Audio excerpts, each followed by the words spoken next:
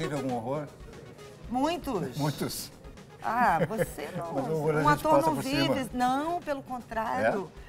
Nossa, o fracasso é tão importante quanto o sucesso. Isso que eu conheço, esse mundo. Guerra, lixo humano, destruição da Amazônia. 6 índios pendurados nas árvores na Amazônia e tudo isso. Que arte eu devo fazer? Pintar florzinha? Eu apareci em casa fardada, a mamãe disse, tá bom, minha filha, você faz o que você quiser, eu confio em você. Mas você agora é soldado. Você vai pra guerra, meu bem? Acho que não, mamãe, são só os rapazes que vão, os expedicionários. Então tá bom, já tá aliviando meu coração. It's hard to tell how far your films are seen, you know, like it's amazing to be here in Brazil and that people actually can talk about them or honor them.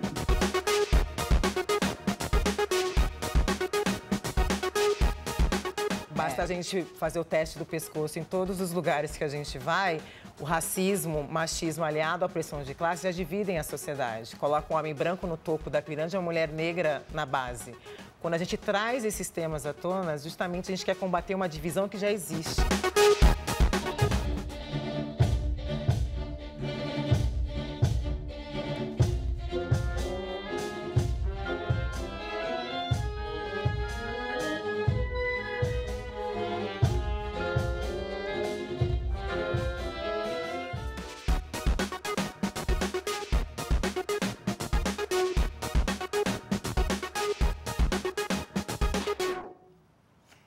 Olá, boa noite. Boa noite. Há 4 anos, quando saiu da Festa Literária Internacional de Paraty, a atriz e escritora Fernanda Torres começou a pensar em um novo livro. Bom, ela escreveu um capítulo, mais adiante outro, e agora acaba de lançar A Glória e seu Cortejo de Horrores. Título ótimo, né? Já vai saber de quem é esse título. Em São Paulo, ela reuniu um elenco de amigos, atores e a mãe, a atriz Fernanda Montenegro, para uma leitura dramática do livro. Foi no Teatro Oficina. O romance conta a história de um experiente ator que enfrenta um momento de decadência na carreira. A Glória e seu Cortejo de Horrores. Fernanda Torres, aí você conta a história desse ator, 60 anos de idade, Mário Cardoso. A gente pode encontrar qualquer ator ali, é isso aí. É um genérico. É. Ele é um genérico dessa geração. Ou seja, ele teve a experiência do teatro universitário, político, ele teve a experiência do desbunde com o Teatro Ipanema, que mais tarde daria no Asdrubal, e ele entra para a televisão, conhece o estrelato com a novela no auge das novelas, conhece uma acomodação, um ocaso e uma tentativa de se reinventar. Todo o Rio de Janeiro quis dar para mim. Em uma semana, a fila dava voltas no quarteirão.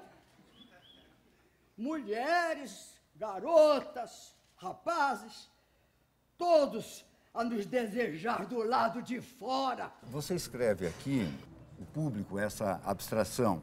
Quem ainda vai ao teatro? Quem ainda ia ao teatro? Quem se importa com Shakespeare, Chekhov, mulher, Plínio? Quem lia Rosa? Isso vale para o público de hoje? Eu acho que sim. Acho que nos anos 70, 80, a dita opinião pública, ou público, ele era restrito a uma faixa menor de pessoas, que liam jornal, que... Então, por um lado, houve uma democratização super bem-vinda. Hoje, houve através das redes sociais, da internet, houve uma democratização de vozes. A opinião pública hoje, ela é algo bem mais amplo do que era antes. Por outro lado, isso criou, eu acho, uma cultura de massa muito forte, que não só aqui, nos Estados Unidos, os filmes hoje são filmes de super-herói. Quando, nos anos 70, um filme mainstream era O Poderoso Chefão. Então, esse filme desapareceu, você tem milhares de filmes, é muito mais democrático, mas com janelas muito menores e uma grande cultura de massa que não lê Rosa, que não sabe de Tchekhov que dá essa angústia. Sentido de humilhação eu tenho. O que me falta é nobreza. Para carregar a coroa, nenhum de nós tem. Essa era a certeza que me vinha. Cada vez que, entre deprimido e exausto, eu deixava a sala apertada do edifício comercial na Figueiredo Magalhães em direção a mais um dia extenuante de ensaio. Chegou ele. Fala, Zé. Pode interromper, você pode tudo. Ô, querida. Obrigada, Zé. Emocionante estar aqui, cara. O que você escolheu fazer aqui, já que o Zé passou aqui, né? Uma oficina, eu acho que é importante você falar. Nem eu que escolhi, Não? foi natural.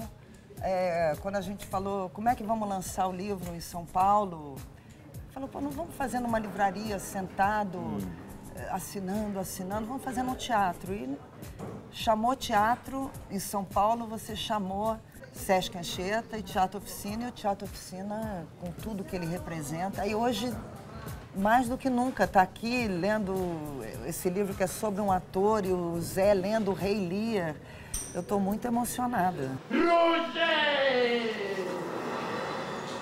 Ciclones! A Casa dos Budas Ditosos tem a ver com o seu jeito de escrever, não tem? Eu não sei se eu chego a tanto, né? Mas eu acho que a Casa dos Budas Ditosos me despertou. Como eu tive que decorar aquele texto, introjetar o Ubaldo, me ensinou muito a respeito de pausa, pontuação, quebra de capítulo, avança, suspensão. O ter feito os Budas foi divisor de águas para mim e me aproximou muito da escrita. São muito pequenininhos os detalhes se perdem. Eu comprei num camelô em Bangkok. Para encerrar, já que o livro fala de glória, eu queria que você falasse de algumas glórias suas. Uma glória na televisão que você goste.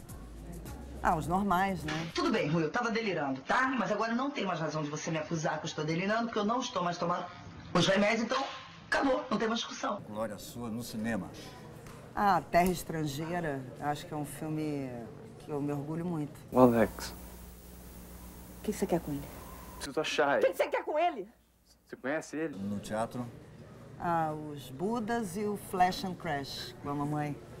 Dirigido pelo Gerald.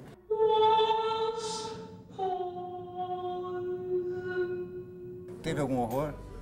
Muitos. Muitos. Você não. Mas o horror a Um gente ator passa não por vive. cima. Não, pelo contrário. Nossa, o fracasso é tão importante quanto o sucesso. Eu tenho um apego imenso pelos meus fracassos, e são muitos.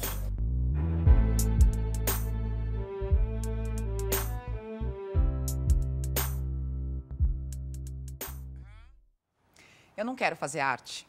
Eu quero mostrar a minha revolta.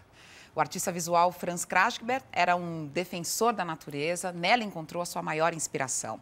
As esculturas dele eram verdadeiros gritos contra os crimes ambientais. Franz Krasberg morreu na última semana, aos 96 anos, no Rio de Janeiro. Eu tenho paixão de descobrir a natureza que tem uma riqueza de formas, cores. Franz Krasberg tinha o dom de transformar a crueza do ser humano em obra de arte. Não sou fotógrafo, mas registro tudo que tem na natureza, porque nunca se vê duas vezes a mesma imagem. Isso que eu conheço esse mundo. Guerra, lixo humano, destruição da Amazônia, 6 índios pendurados nas árvores na Amazônia e tudo isso. Que arte eu devo fazer? Pintar florzinhos? Sobrevivente da Segunda Guerra Mundial, Franz perdeu toda a família nos campos de concentração nazistas. O polonês chegou por aqui em 1947 e logo se naturalizou brasileiro. Depois da guerra, eu não detestava homem. Queria fugir de homem. Não aguentava mais ficar na Europa. Aí o Lazar Segal me mandou para Paraná. Que a primeira vez encontrei uma pequena família, o calor humano. Fugiu da Guerra dos Homens para descobrir a natureza no Brasil. Mas o que ele encontrou aqui foram tragédias ecológicas. Das florestas queimadas, ele buscou a inspiração e a matéria-prima. Eu pegava uma coisa morta e queria dar outra vida nela. Eu compreendi que não só que eu devo e quero trabalhar com a natureza, mas eu devo, com o meu trabalho, defender essa natureza. Queria me exprimir mesmo minha revolta, não só contra essa destruição da natureza, como contra homem que se destrói. Eu não procuro fazer uma escultura esteticamente bonita. O que me interessa é mostrar que ela grita mais com a voz alta que eu gostaria de gritar. Porque se eu vou gritar na rua, me botam no hospital de doido. Morou em São Paulo, no Rio de Janeiro, no Paraná, mas foi em Nova Viçosa, no sul da Bahia, que ele encontrou o refúgio. O homem só sabe quanto tem a natureza, quando tem inundações e quanto tem desastres naturais. Aí grita, socorro, tudo isso.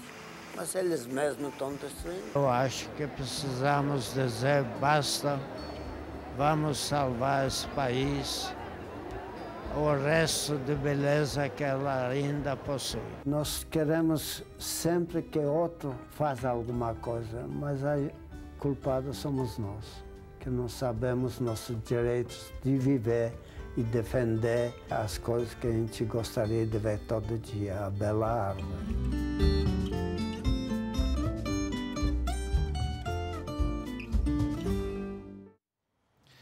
E um levantamento recente mostra que existem hoje 347 tradutores das obras brasileiras espalhados aí por 43 países.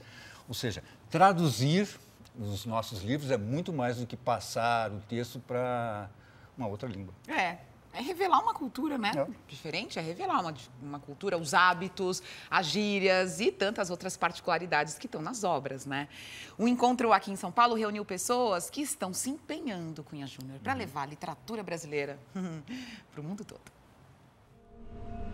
Desde moleque, eu sempre quis ser fotógrafo. Só que o destino me colocou aqui. Quando o filme Cidade de Deus estreou nos cinemas da Europa e dos Estados Unidos e foi aclamado pelos críticos, o livro de Paulo Lins ganhou visibilidade lá fora. A história do crescimento do crime organizado numa das favelas mais violentas do Rio de Janeiro, no começo dos anos 80, logo ganhou tradução para o inglês.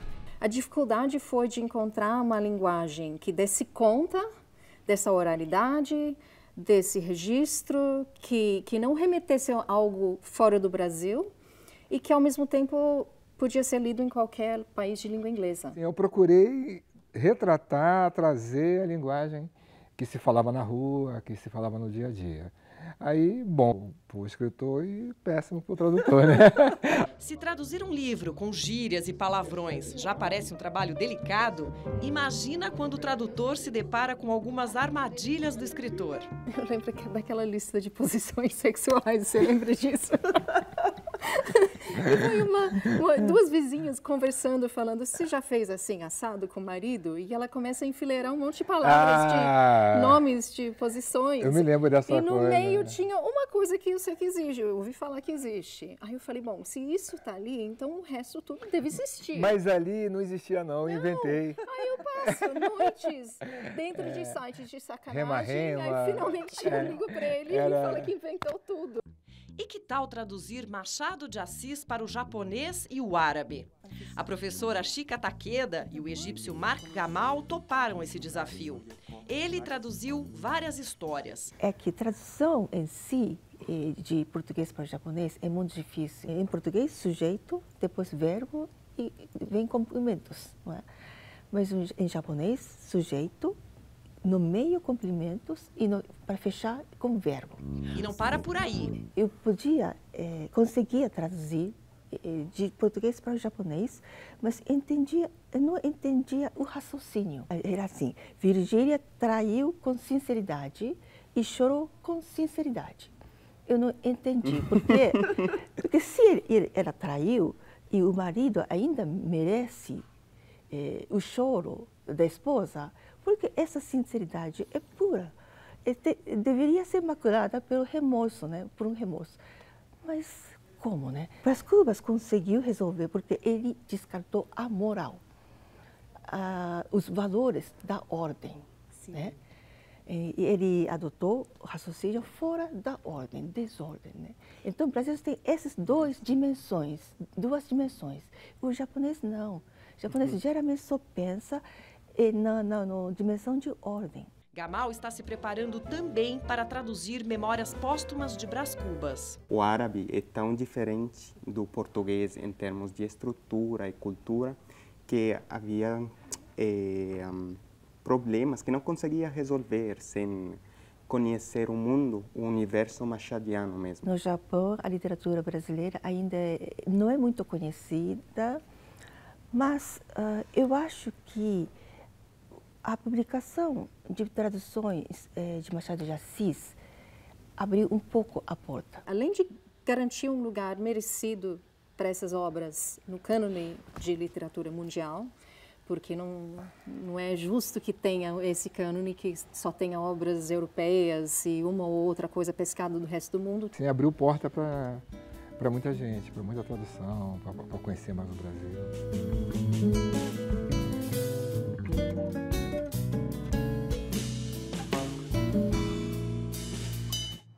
O assunto agora é uma série de televisão da Islândia. É uma boa série, tá? Essa é a dica do crítico de televisão, Tony Góes, o nosso colaborador. Uma das melhores coisas que as plataformas on demand trouxeram para o consumidor brasileiro é a oferta inacreditável, a quantidade de programas internacionais que agora estão disponíveis para o espectador brasileiro. Só na Netflix você pode escolher para ver um seriado de Israel, do Japão, da Coreia, da Itália. Uma dessas que está fazendo sucesso é uma série que vem da Islândia. Imagina, um país pequeno, gelado, longe de tudo, que tem 330 mil habitantes, que é tipo um bairro de São Paulo, produz uma série como Trapped, que está fazendo sucesso no mundo inteiro. É uma série policial sobre um caso misterioso de assassinato. A série se passa numa pequena cidade no leste da ilha, onde está sendo construído uma espécie de um super ancoradouro, um porto para grandes navios. Ela também recebe balsas que vêm da Dinamarca e de outros países da Europa, trazendo pessoas e carros. E no dia que chega uma dessas balsas, a polícia encontra nas águas da Bahia um corpo humano, um corpo de um homem sem cabeça, sem pernas e sem braços. E a suspeita é que seja algum dos passageiros do navio e que o assassino também esteja lá, nessa balsa que chegou da Dinamarca. A balsa traz, inclusive, um garoto, que é o cozinheiro, que é daquela cidade. E ele saiu de lá depois de perder a namorada num incêndio que parece ter sido criminoso.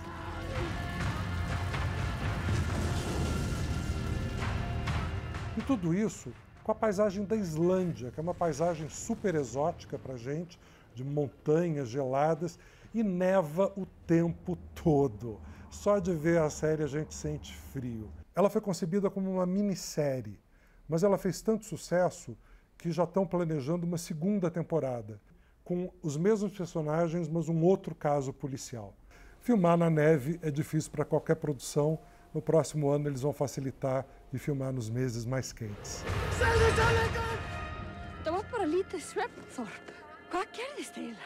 Quer saber o que a gente vai falar no próximo bloco? Cinema. O documentário Lígia, uma escritora brasileira, vai estrear em circuito nacional. E também tem Cunha Júnior com uma entrevista exclusiva e internacional. É você mesmo. Eu, Adriana. Pois é, eu conversei com o cineasta americano Gus Van Sant, que passou pelo Brasil, exatamente, falou exclusivamente para o Metrópolis. Desculpa. An honor to be invited, and I've been to Rio for one weekend. So otherwise, I don't know Brazil. He rides in the sun till his day's work is done, and he rounds up the cattle each fall.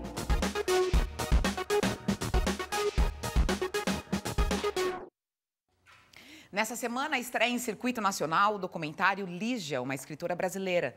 Uma das maiores autoras da nossa literatura, Lígia Fagundes Telles, em plena atividade aos 94 anos, continua inspirando gerações de leitores. O longa foi produzido pela equipe da TV Cultura e dirigido por Hélio Goldstein. Nascida em Sertãozinho, interior paulista, Lígia Fagundes Telles formou-se em Direito, mas desde a infância sua paixão sempre foi a literatura. A vocação, para mim, é a coisa mais importante que existe. É o que eu tenho de melhor, é o que eu escrevo.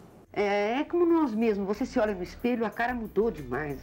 É horrível isso. Representante do pós-modernismo, membro das Academias Paulista e Brasileira de Letras. Foi a primeira mulher brasileira a ser indicada ao Prêmio Nobel de Literatura em 2016. Nós sabíamos que a decisão não seria muito favorável a essa escritora, considerada uma das escritoras mais importantes aqui do nosso país. Mas foi um bom motivo para nós levantarmos fragmentos, histórias da vida de Lígia, uma mulher que, além de ter um texto belíssimo, sempre foi transgressora. O feminismo sempre fez parte do universo dela. O documentário Lígia, uma escritora brasileira, já exibido aqui na TV Cultura, ganhou mais 25 minutos e agora vai estrear no cinema. Um prédio gelado, sombrio, veio o carcereiro. O que você deseja, menina? Eu disse, eu quero visitar o escritor Monteiro Lobato. Por que você quer visitar ele? Porque eu sou leitora dele. Você conhece ele? Não. Muitos dos personagens que pontuam a história de Lígia fazem parte deste documentário. O filme tem imagens também retiradas do acervo da TV Cultura e forma um mosaico de facetas pouco conhecidas da escritora. Eu apareci em casa fardada, a mamãe disse, tá bom, minha filha, você faz o que você quiser, eu confio em você. Mas você agora é soldado. Você vai para a guerra, meu bem? Acho que não, mamãe, são só os rapazes que vão, os expedicionários. Então tá bom, está aliviando meu coração. Ainda como forma de localizar esse documentário, eu acho importante, algo que já foi um pouco falado, mas assim, a proximidade, o recorte que nós optamos dentro dessa história. Porque é um recorte que aproxima a Lígia do quê? De leitores jovens, até de blogueiros, de populações ligadas à luta dos direitos civis e dos direitos dos LGBT. Lígia continua uma autora totalmente contemporânea, uma autora que trata de temas que não estão no roteiro habitual que as pessoas veem nos livros. Eu escrevo para o povo, eu sou uma escritora que gosta do povo e procura sempre ser lida pelo povo, alcançar cada vez mais uma faixa maior de leitores dentro do povo.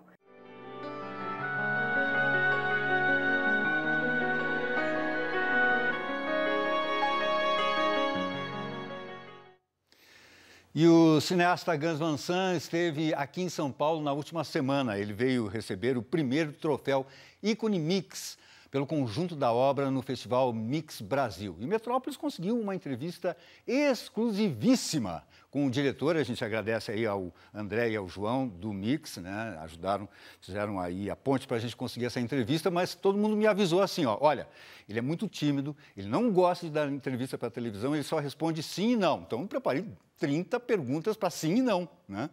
Mas ele estava empolgado. Eu fiz a primeira pergunta, ele desatou a falar. Foi bem legal, vamos ver.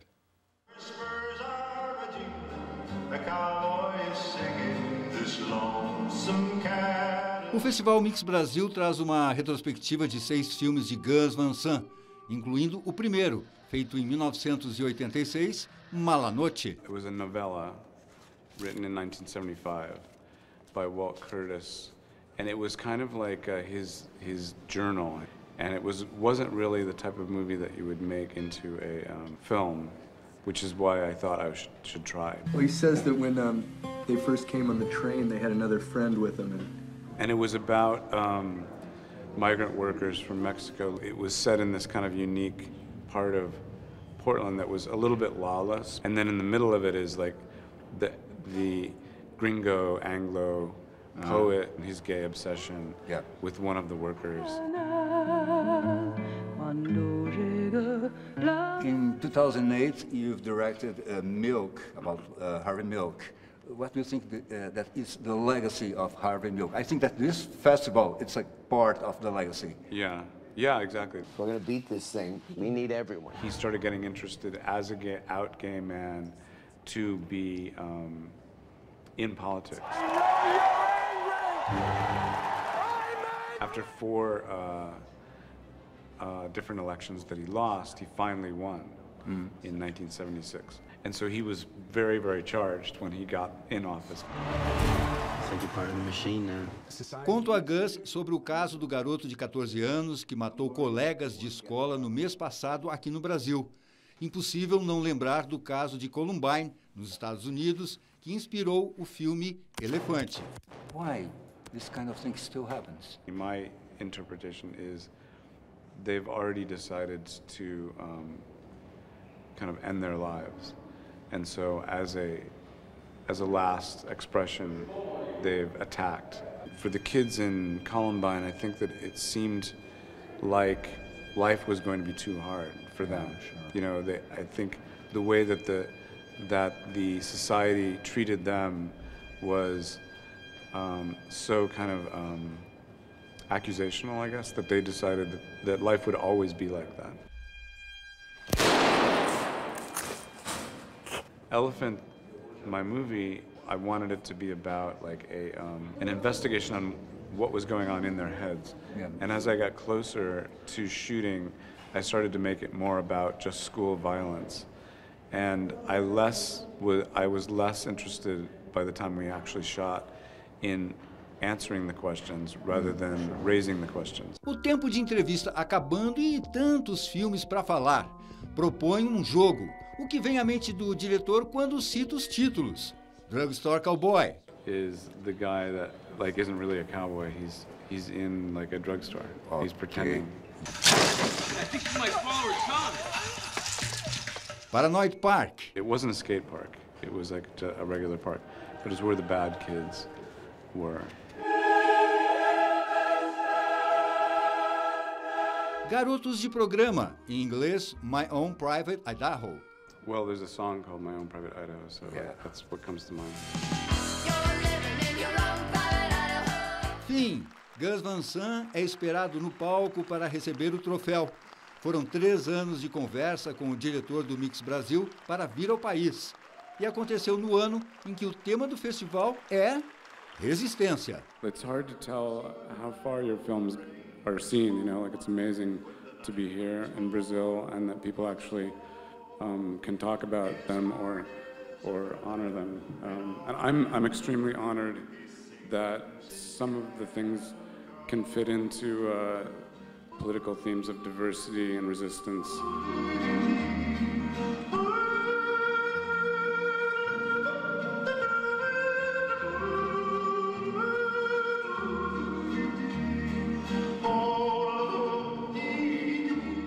Tem mais cultura da resistência no próximo bloco. Daqui a pouco a gente vai discutir racismo, machismo e lugar de fala. Você já ouviu essa expressão? A nossa convidada é a filósofa Djamila Ribeiro.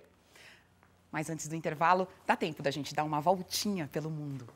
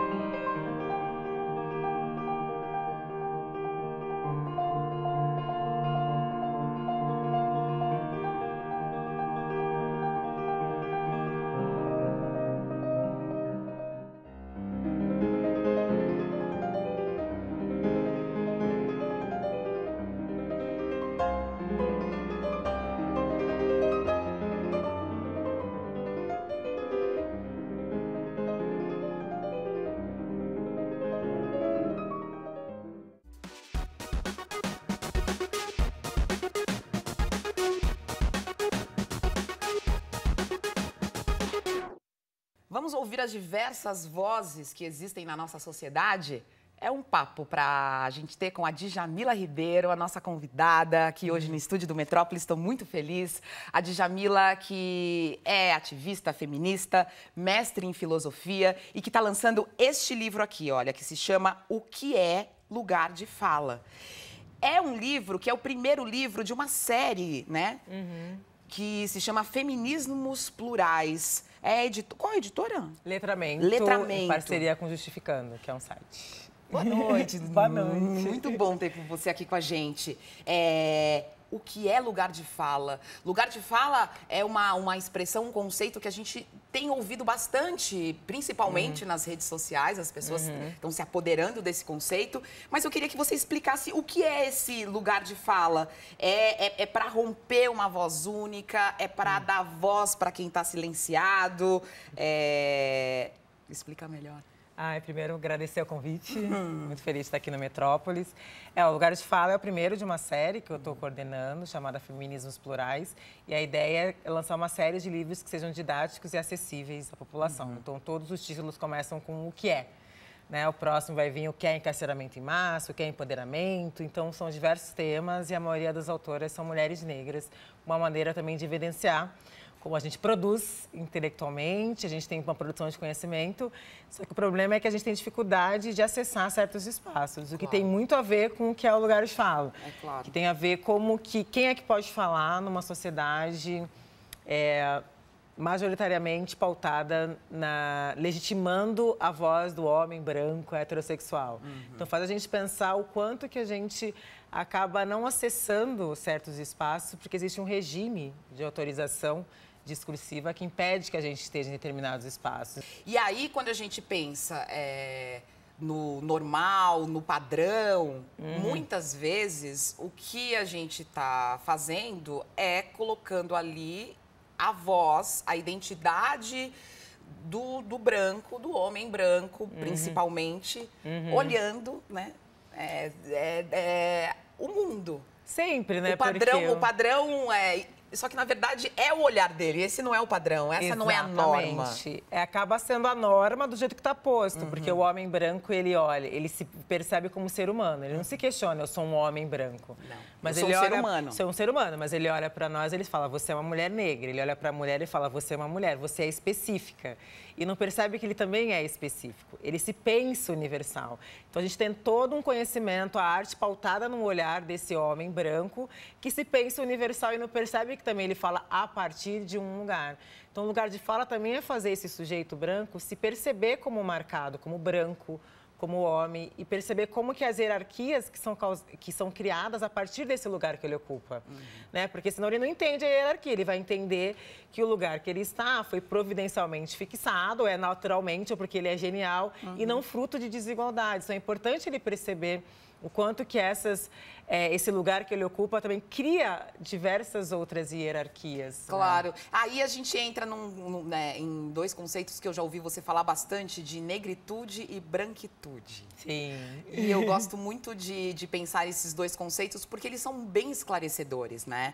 A branquitude tem a ver com o que você estava falando agora com a gente, de você se perceber como uma pessoa que tem privilégios na sociedade. Exatamente. Né? Que privilégio. Bom, e aí o que eu faço quando eu percebo que eu tenho privilégio? Acho que o primeiro passo que a gente tem a dificuldade é da pessoa perceber que tem. Né? Se perceber como branco. O que significa... A Grada Quilomba, que é uma autora que eu uso muito no livro, que ela fala de se perceber como um branco, uma metáfora do poder. O que significa ocupar esse lugar? Né? Que significa você andar na rua e você ser tratado bem, de você entrar num shopping, você não ser seguido por um segurança, de você não ser parado pela polícia, de você ocupar os maiores postos. Significa que as pessoas brancas precisam começar a se questionar, por exemplo, quando elas chegam, sei lá, numa universidade pública e só tem professores brancos e estudantes brancos. Começar a se questionar, por que não tem professor negro aqui? Por que as únicas pessoas negras que estão aqui estão limpando a universidade? Só porque elas não se esforçaram o suficiente ou porque existe, de fato, um sistema desigual que impede que essas pessoas cheguem nesses lugares? Claro. Geralmente é só a gente que se incomoda. Né? Se a gente chega num lugar de maioria branca, a gente olha e fala, nossa, só tem eu de negra aqui. Mas as pessoas brancas não se questionam, nossa, por que não tem negros aqui? Se eles são a maioria da população, por que eles não estão nesses espaços? Então, as pessoas brancas também precisam começar a desnaturalizar esses lugares, porque é muito violento quando elas naturalizam que o nosso lugar é um lugar de submissão e não entende que esse lugar foi criado porque é uma sociedade, a última do mundo, a abolir a escravidão, uma sociedade que não criou mecanismos de inclusão para a população negra. Então, elas começam a naturalizar os espaços de poder como espaço branco que sequer se questiona. Por que não tem mulheres aqui, no cargo de chefia? Por que não tem pessoas negras aqui? Então, o lugar de fala também é para fazer as pessoas começarem a se questionar e estudar sobre a branquitude, porque geralmente as pessoas brancas querem estudar a negritude como um objeto de estudo, mas também começar a se perceber como pensar a branquitude como essa metáfora do poder, né? E as pessoas brancas podem falar sobre isso? Devem falar sobre o racismo? Podem e devem, né? Então, quando as pessoas falam assim, então o lugar de fala é retirar o meu direito de falar. Não tem nada a ver com isso. Todo mundo tem um lugar de fala. Só que a pessoa branca, ela fala a partir de um lugar, eu como mulher negra, eu falo a partir de outro lugar. Então a pessoa branca tem que discutir, sobretudo, a partir do lugar da branquitude. O que significa isso? O homem discutir questão de gênero a partir do lugar da masculinidade. Dessa masculinidade forjada na violência contra a mulher, na agressividade. Então, quando ele percebe isso, começa a discutir isso entre os homens, desconstruir isso, já é um grande ganho para a luta feminista. O homem perceber que a mulher é um sujeito, o homem perceber que ele não pode assediar a mulher, que se ele é pai, tem que pagar pensão, que ele tem que ajudar na criação dos filhos. Então, começar também a desconstruir esse lugar da masculinidade hegemônica, que é um lugar criado na agressividade e na isenção de responsabilidade na vida familiar. Então, é importante que o homem se perceba o que significa debater isso do ponto de vista da masculinidade. Porque, de novo, não tem problema nenhum pensar criticamente a situação da mulher, não é isso que a gente está falando. Tem vários teóricos que fazem isso muito bem. E é importante que se faça, mas a gente também quer não só o estudo daqueles que foram subalternizados, a gente também quer que essas pessoas comecem a estudar a partir do lugar daquele que subalterniza, daquele que oprime, porque é importante que eles entendam a necessidade. Nos Estados Unidos, você tem uma tradição muito grande nos Estados Unidos de critical whiteness, de branquitude crítica, pessoas brancas produzindo estudos críticos sobre branquitude. E que aqui no Brasil, quando a gente fala disso, parece que é uma coisa de outro mundo. Claro, não! Como assim? Somos todos iguais, quer separar. E que é uma inversão lógica absurda, porque a sociedade já é separada. E isso que eu acho que é um grande problema quando as pessoas falam, vocês querem separar. Eu falo, não, a sociedade já é separada. Basta a gente fazer o teste do pescoço em todos os lugares que a gente vai, o racismo, o machismo aliado à pressão de classe já dividem a sociedade. Coloca o homem branco no topo da pirâmide e a mulher negra na base. Quando a gente traz esses temas à tona, justamente a gente quer combater uma divisão que já existe. Né? Então, não dá para inverter logicamente, colocando a responsabilidade em nós como sujeitos, como se a gente tivesse poder algum para dividir, quando estruturalmente falando, a sociedade ela já está dividida. Então, as pessoas precisam começar a falar dos muros que nos separam, em vez das supostas pontes que nos unem. Né? Pessoas brancas fazendo no teatro, no cinema, na televisão, personalidades que eram negras. Como é que você vê isso? Eu vejo como uma atualização do blackface, inclusive, né? O blackface é um instrumento totalmente violento, né? Que pessoas brancas se pintavam de preto, querendo criar um tipo único de negro, como que é extremamente violento, porque eu sou diferente de vocês, não existe um tipo único de negro. Mas hoje não pode mais se pintar de preto, porque, né, pega mal. Mas aí eu represento personalidades negras colocando atores brancos. E como que isso é extremamente uma forma de apagar a nossa história. Né? Ninguém aqui está questionando o talento do ator, não é isso. A pessoa pode ser maravilhosa e incrível, mas ela precisa entender que num contexto racista como o nosso, que aí quando você tem personalidades negras, na hora de representar, você coloca pessoas brancas, você está legitimando a norma branca, mais uma vez. Né? Então, acho que é muito complicado quando as pessoas não percebem, porque isso também é uma forma de genocídio, que é o que Abdias do Nascimento fala no livro Genocídio do Negro Brasileiro, que é toda forma de aniquilamento cultural e intelectual da população negra. Quando você embranquece os símbolos negros, quando você coloca atrizes brancas ou atores brancos para representar personagens negros, você está contribuindo para a nossa morte simbólica. Né? Isso também é morte e apagamento, quando a gente não se enxerga e quando os nossos personagens são embranquecidos. Então, só pessoas brancas que produzem, né, de maneira brilhante, né? Não. Pois é. Então, é um questionamento que as pessoas precisam se fazer, de fato. Então, pronto. Estão fazendo muitos questionamentos? Essa é a ideia. A ideia é essa. E se você quiser se aprofundar, tem um livro aqui, que é O que é Lugar de Fala, da Djamila Ribeiro, escritora. Sim. Djamila, estou sempre atenta a você. Muito obrigada pela sua presença no Metrópolis. Agradeço muito. Beijo. Muito bem, no próximo bloco vamos mostrar a reunião da música clássica e do balé com o hip hop. É a orquestra de DJs no Teatro Municipal. Mas agora é hora da nossa agenda da semana.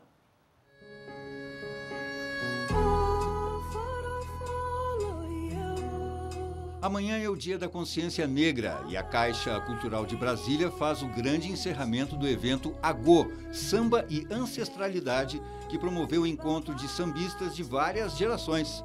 A festa desta segunda começa com um cortejo cheio de axé, do grupo afro de percussão Omo Ayô.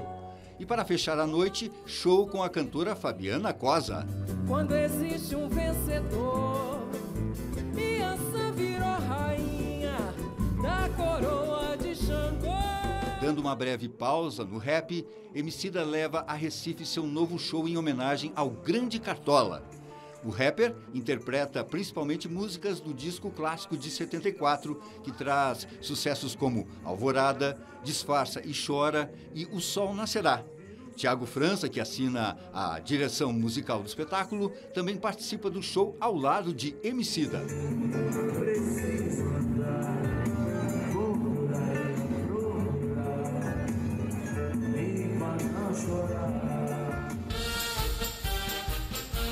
Na próxima terça começa um dos maiores festivais circenses do Rio Grande do Sul.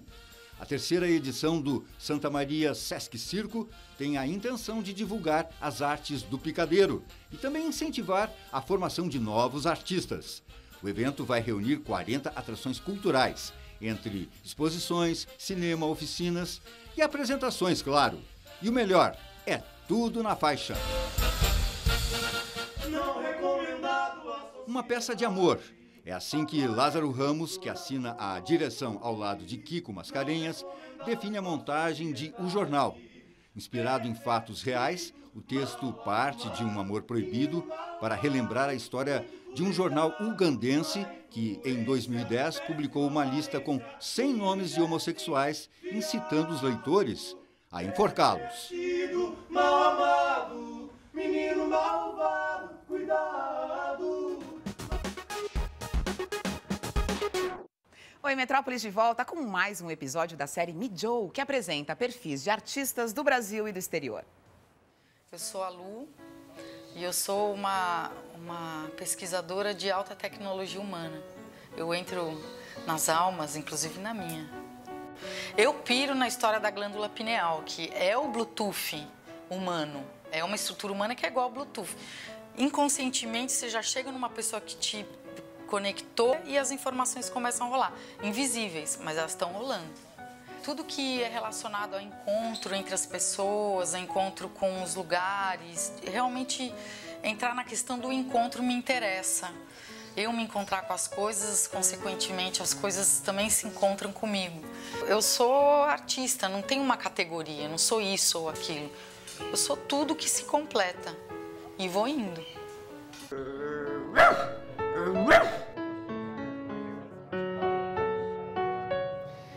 Bem, agora vamos falar de um belo programa para o feriado de amanhã em São Paulo. Os DJs, Carl J, do Racionais, Cia, do RZO e Eric J, aqui do Manos e Minas, vão se apresentar ao lado de um grupo de músicos da Orquestra Sinfônica no Teatro Municipal de São Paulo. Para acompanhá-los, teremos um b-boy, que de uma forma simplificada é um dançarino de break, e o Balé da Cidade de São Paulo. O diretor do balé, o Ismael Ivo e a Lu Fandinho, que idealizou esse encontro, estão aqui no Metrópolis. Boa noite, Didi. Boa noite. Boa noite. Bem-vindos. Bem-vindos. Vamos saber Alegria. logo o que eu acho que é isso e um pouco mais ainda do que eu falei, né? Exatamente. Esse encontro no palco, né? De elementos da cultura hip hop, ali o b-boy, mais o DJ, mais a orquestra, mais o balé da cidade. O que vocês queriam com tudo isso aí? Que a gente quer saber. Como você idealizou isso, Lu? Me conte. Através do rap, né, que me dá essa mobilidade toda em entender que a cultura é para todo mundo e que todo mundo pode estar em qualquer lugar e fazer o que quiser. Claro. E se juntar para fazer no momento em que a cultura precisa se juntar. Então, nada melhor do que a música, que tem harmonia, mostrar que a gente pode viver em harmonia dentro do Teatro Municipal de São Paulo. Claro. Quer dizer que a música vem o corpo. o corpo, claro. A dança, né? O que a Lufandinho chamou de território comum, onde o corpo, a música, vem exatamente no mês de novembro, o mês da consciência negra, falar de abertura de um diálogo, um encontro. Às vezes nós somos um pouco inconfortáveis de falar sobre esse tema. Racismo, preconceito. Agora, o que é importante é abrir um espaço para o diálogo e para o encontro. Claro. Nesse projeto, nós estamos, assim, estendendo esse tipo de consciência, visibilidade para as crianças, que é o nosso futuro. Os adolescentes. Então, nós vamos ter, na frente do Teatro Municipal, um palco onde o público passante é um presente para a cidade de São Paulo, essa celebração. 40 bailarinos do Balé de Paraisópolis que vão fazer um encontro, diálogo com a bateria da Escola de Samba do Tatuapé, a vencedora do carnaval passado. Entendi. Então, os meninos, que é do Balé de Paraisópolis, vão usar a técnica que eles estão aprendendo na escola do balé, junto com o samba. Então, é um encontro de uma explosão de energia e criatividade. Que maravilha. Então, isso acontece no teatro, do lado de fora, né? Na escadaria, que é gratuito. E lá dentro do teatro, a gente tem essa junção. Orquestra. E a gente gravou, inclusive, o ensaio da orquestra. Certo. A gente pode mostrar agora. Vamos lá.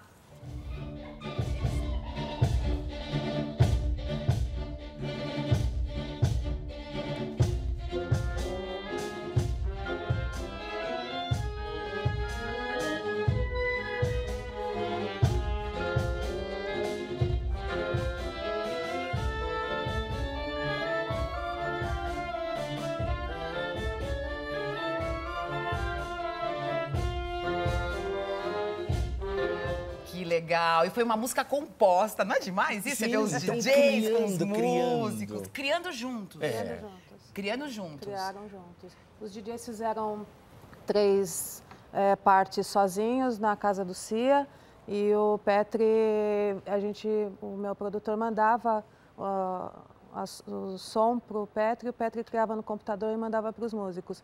Entendi. Eles se encontraram essa semana e foram 3 dias intensos de ensaio e isso acho que representa muito bem esses 8 meses, né, que você está à frente do Balé da Cidade. Exatamente. Acho, né? Com todo o apoio do secretário de Cultura, André Sturm, que quando eu apresentei o projeto, imediatamente abriu espaço e depois o próprio secretário do Estado, né, secretário de Cultura do Estado, o senhor Pena, também apoiando o projeto, nós temos o Teatro Municipal Portas Abertas, onde a cultura erudita encontra a cultura urbana, a cultura popular. Nós esquecemos que o Teatro Municipal foi um berço de abertura e revolução cultural. Claro. A Semana da Arte Moderna foi realizada ali, naquele local.